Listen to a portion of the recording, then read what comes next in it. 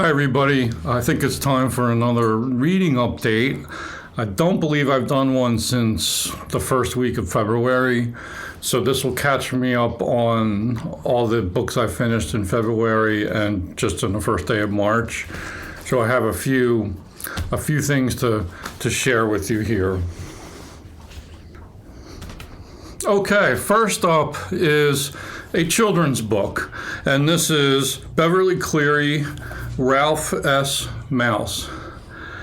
And this was a fun read. It's about a mouse, the Mouse and the Motorcycle series. This is the third one, and Ralph kind of is creating some problems in the hotel that he lives in, leaving tracks and so in the lobby floor of the hotel or the inn. So he decides, he gets it in his mind that he wants to sneak into the backpack of the boy who lives at the hotel, and he goes off to school, and then Ralph's going to live in the school for a while. So most of the action of the plot takes place in the grade school. And he eventually becomes discovered, and there's like a funny scene where he's like, they build a maze for him as like a science experiment, because the teacher's always trying to come up with like creative ways to handle this new development in the classroom. And Ralph doesn't like do it the typical way that a mouse is supposed to do a maze. So that's kind of fun. And then there's also this conflict between the boy, I forget his name, the boy. I should remember these things. But anyway, his friend, the boy who has him, who brought him along. And then there's like a kind of like another character, another boy who's very mean to Ralph and kind of nasty, and he's also mean to the kid. And then, spoiler alert, like long story short, it all resolves where Ralph gets to go back home to the inn, and there's one big problem in the plot is like his motorcycle gets broken, but then the two boys end up becoming friends, and so I'll leave a few other things out, but it's not a long book at all, but it was just a total pleasure, palate cleanser type of read for me. I had never read this one. I guess she only wrote 3 of these Ralph books. Correct me if I'm wrong. But the Mouse and the Motorcycle and Runaway Ralph, I know I read at least one of them, if not both of them, as a kid.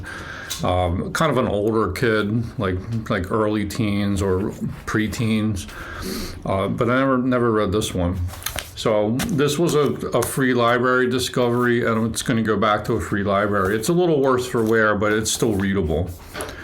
Next up is a book that I finally finished, and this was from my daughter's collection of Redwall novels. So I read the first Redwall by Jacques, finally got through it. Nothing wrong with it. It's just I'm reading like so many other books at the same time. I couldn't sort of sustain like multiple chapters at a time, so it took me longer than I expected to read it. But it's fun. It's really the story about this bad guy Cleary, who's a rat, and he's laying siege to the Redwall Abbey. And our hero is Matthias, right? And he's a mouse, and there's a quest here to find the sort of like the sword of the predecessor, the sword and the shield of the predecessor. So there's a lot of kind of like exploring like hidden areas of the Abbey and other areas in the neighborhood alongside of it.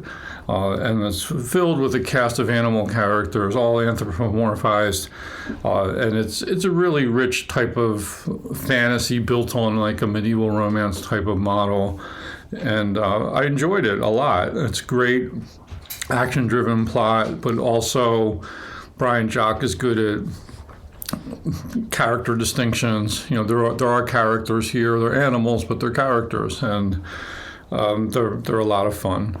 So, and the bad guy was really, really bad, like a really good villain character who gets his comeuppance in the end. So that's Redwall, and there's a whole stack of other Redwall books that my daughter had, and I'm not sure when I'm going to get around to reading the other ones, but this I think is the next one, and it's called Mossflower. There's Brian Jacques, by the way. So Mossflower, I believe, I haven't looked at this very closely, but I think it goes into like backstory, so like a prequel type deal, what happens before the Redwall story. And I will hope to eventually get around to this, but I'm not going to get around to it right away. I have like way too many other books on my plate. But not a knock on Brian Jacques. Like if you're into like sort of that type of chapter book, children's lit, he's really, really, really, really good. Like it's good. He's a good storyteller. So those are like my two children's book things. And then this has been on the docket for quite a long time, and I finally finished it. And it is The Future is Female, Volume 2, More Classic Science Fiction Stories by Women, edited by Lisa Yaszek, with a Library of America edition, hardcover, and really nice dust jacket. This was like, as is true, I think, with any kind of anthology, it's going to be somewhat uneven. You're going to like some stories better than others. But both of these volumes, which I've now read, really have exposed me to new women authors in sci-fi. They don't get enough credit. Like we think of sci-fi fantasy maybe as a male-dominated genre, but there's plenty of women in there doing tremendous work. And you got like the big names in here, like the Ursula K. Le Guins, and Kate Willem is a name I know, Joanna Russ, who else?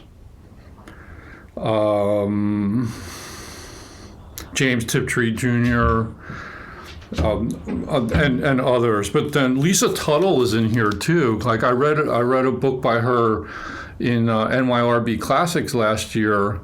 I think it was called My Death, which I liked a lot. It was probably one of my favorite reads of 2024. So it was cool to see an early story by her from 1979. And yeah, I mean, this was like a really good sampler. It's got excellent biographical notes, so you can learn of who these women are or were. And it's really a nice sort of consciousness raising, awareness raising type of book, and it'll add probably some new authors to your TBR list if you're into sci-fi. So this was very focused on like this 1970s, which was a cool period in sci-fi. So highly recommend this. I am not going to keep it though. I'm going to it's a shelf space issue. I got rid of volume 1 already, gave it away, and I'm going to give this one away. I think I'll probably donate this one to the local used bookshop, because it's got great resale value. It's in really like new condition. I want other people to get exposed to this book too. I don't want to just like hang on to it. Next up is an out of left field book. So I've said on this channel before that one of my favorite local used bookshops is called Second Reading, Roman numeral 2. Roman numeral 1 is in downtown Westchester, which I can walk to. On Church Street, and Second Reading 2 was a bigger shop, which was in the Parkway Shopping Center, which is south of town. It's only about a mile or two away, a short drive. And I used to make that part of my regular routine. Like I might check that store like twice a month, and they closed. They decided that it was run by the local senior center, and they decided to close that shop. They're keeping the Second Reading 1 open because they own that building. And so Second Reading 2, it has now closed, but some of the volunteers at the store wanted to keep the bookstore going, so they created a new nonprofit organization, and they set up shop in another shopping center on the east side of town, which is also a short drive away. And I think it's called More Than Books. So they finally opened in February, and I scouted them out, and I went in there once, and I wanted to, first of all, I wanted to drop off a big bag of books. So I did that, mission accomplished. And then I just wanted to get the layout of their store. I think they're still figuring out like where to put things. But it's a nice, it's got good potential, this space. I think square footage wise, it's bigger than the old store, although I really like the old store. I'm going to miss it. But, I recognized all the books in there. And I was looking for something to buy. And so I decided to go for a $1 Western book. So this is my first Louis L'Amour book. It's called Conagher.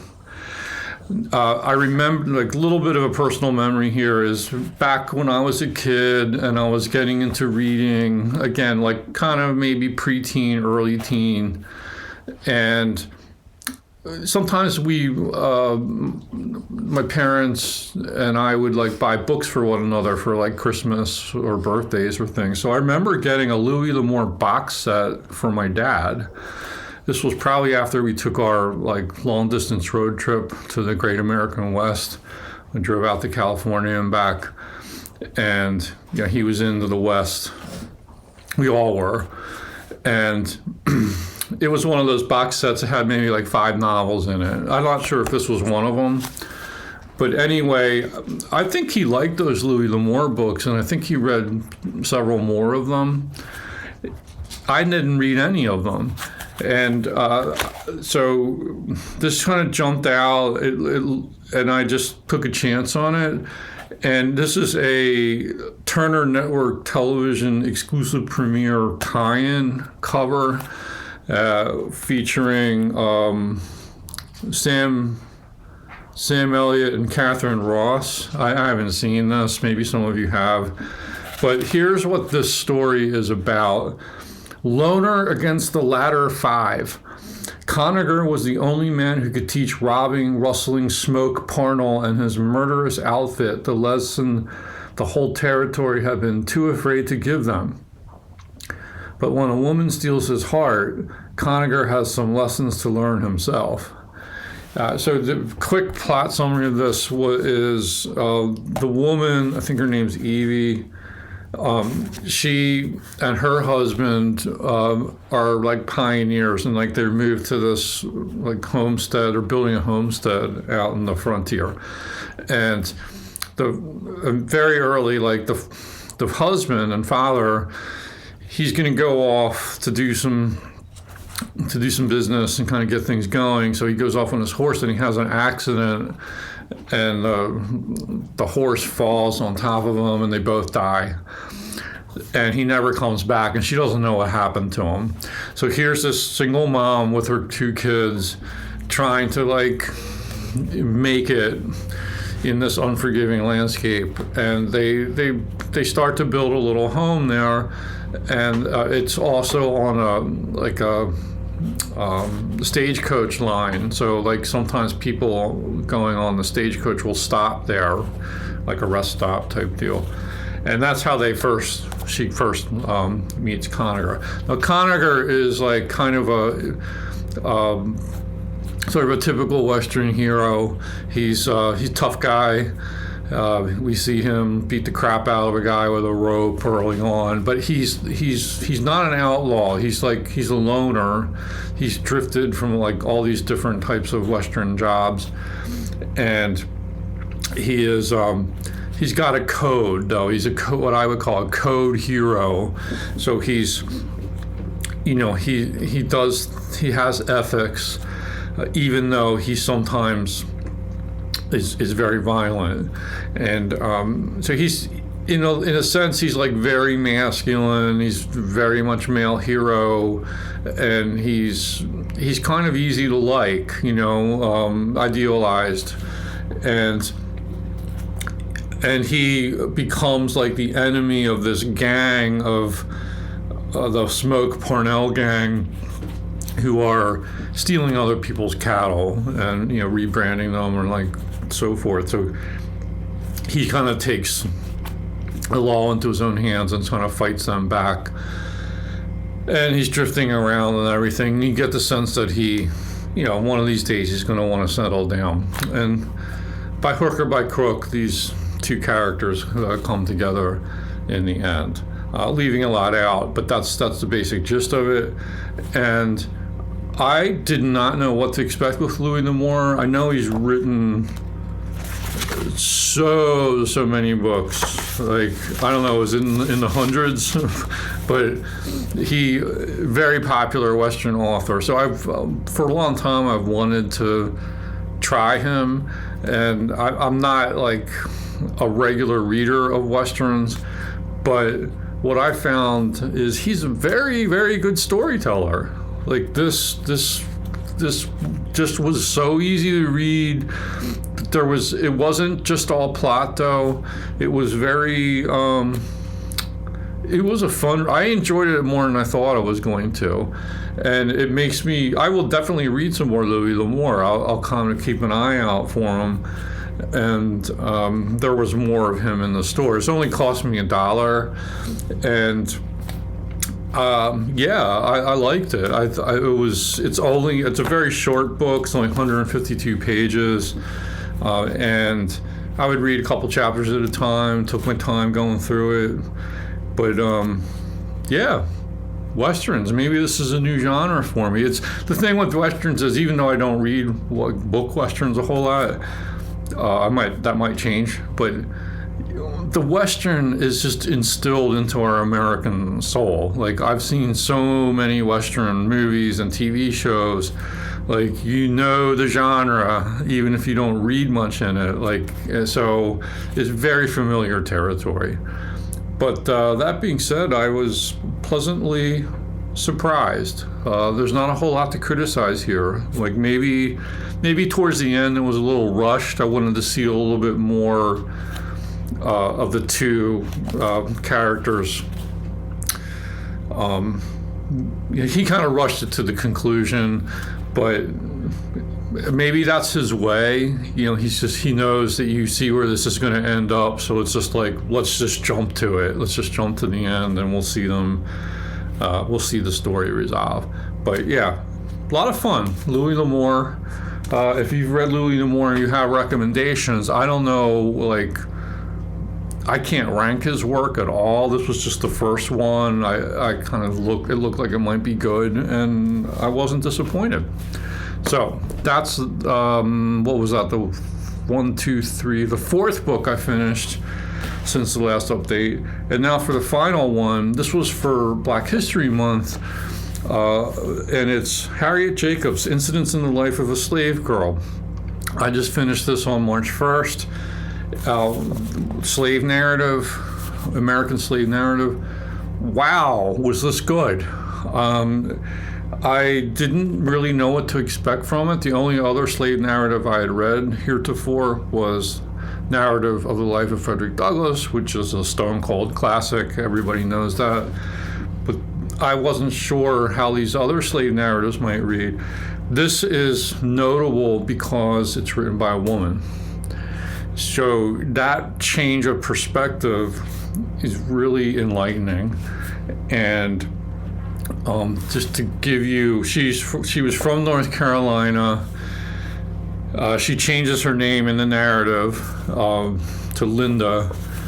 And basically this is a story of her life growing up as a slave. And then she became, like, under the ownership. Technically, it was this guy's daughter, but like she wasn't old enough, so it was a doctor, a medical doctor, a physician, and he domineers over her, and he takes a sexual interest in her and makes her life really uncomfortable when she comes of age. And so what she does is she actually hooks up with another guy and has 2 children by him, and this kind of like prevents the doctor from like taking advantage of her, and he's like really upset about that. He's very cruel to her.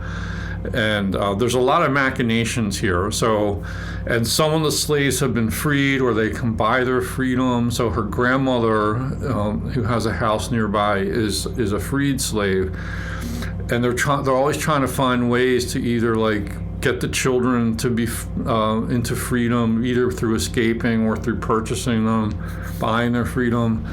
And to make a long story short, around the middle of the narrative, Linda / Harriet Jacobs decides she's got to escape. And what she does is she doesn't flee to the north, although she wants people to think that she fled to the north. Instead, she hides out in her grandmother's house, actually like an attachment to the house, and there's a secret compartment in the roof of this like small attachment, and it's like she can't even stand up in this attic, and she lives there for 7 years, and you know, of course, there's sometimes when she's able to sneak out, but you know, it's very, very risky. It's like a super dramatic story because it's right under the nose of the master and so forth. And she's able to kind of like bore this little hole so she can kind of peek out and see what's going on out in the yard or out in the street. And it's really, really dramatic. And then eventually she does escape to the north. And we round out that, and eventually somebody. But here's the other aspect. This happened this was talked about in Frederick Douglass too. Like by the time she was able to flee to the north, she goes up to like Philly, and then New York City, and then Massachusetts, and so forth, and different parts like New York State. The fugitive slave law has been passed, so there's this constant threat that you will be kidnapped and sent back down south, and you can't trust anybody.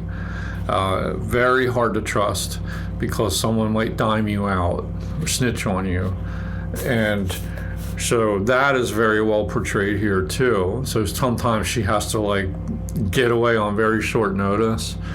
But it all ends pretty well. She's reunited with her children, and someone eventually buys her freedom. And it was just an amazing read. Like these slave narratives, I think, I don't know, maybe this is true already. I don't know what's going on in the school systems, but books like this should be required reading in high schools.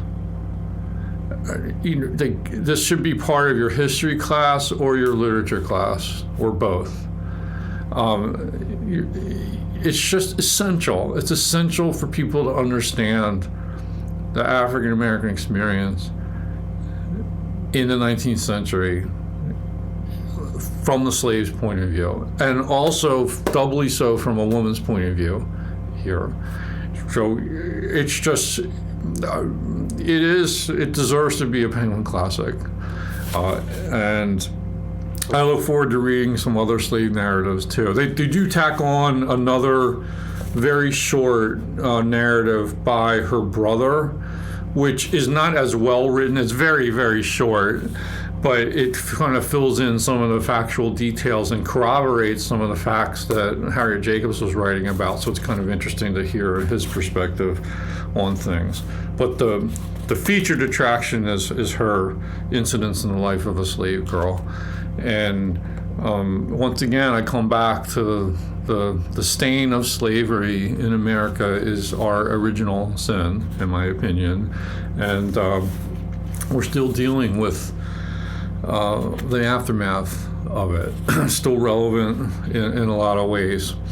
And the whole psychology of slavery, the master-slave relationships, the whole and this is something Frederick Douglass does so well too, is talking about just how poisonous this institution was for both the masters and the slaves, how it severs families, loyalties, how it humiliates, shames, how it brings out the worst in people, how people are forced to sneak around, to lie, how people wield their power, are abusive, how just kind of the innate cruelty of people, but it's like the institution sort of makes them cruel. And it's just high drama all throughout. So I figured I was going to like this book, but I didn't realize how much I was going to like it. And it's written in a somewhat different style from Frederick Douglass's first narrative, in that Frederick Douglass is more of an orator. His rhetoric is really good, very like lyrical, sometimes poetic, resounding. This is a bit more pedestrian in style, but at the same time, very well written and passionate, and really get you to empathize with her situation and her courage, and the circumstances that all these people were forced into because of this horribly toxic, violent institution. And yeah, very enlightening that way. So I love this book. It was really good. I'm glad to have it in my collection. And that is going to catch me up for the books I finished reading. I will not use this video to talk about any new acquisitions or other current reads. There's too many to talk about, and I want to keep this length manageable. But let me know if you have thoughts. In particular, I'm interested, of any of the books, honestly. But like if you're familiar with that Future is Female anthology, weigh in the comments. If you're a Louis L'Amour reader, if you're a Brian Jacques reader, and especially if you're a Harriet Jacobs reader, let me know what you thought of any of these reads. And as always, I thank you for joining me, and I hope you'll come back real soon. I hope to have another video for you soon. Bye-bye.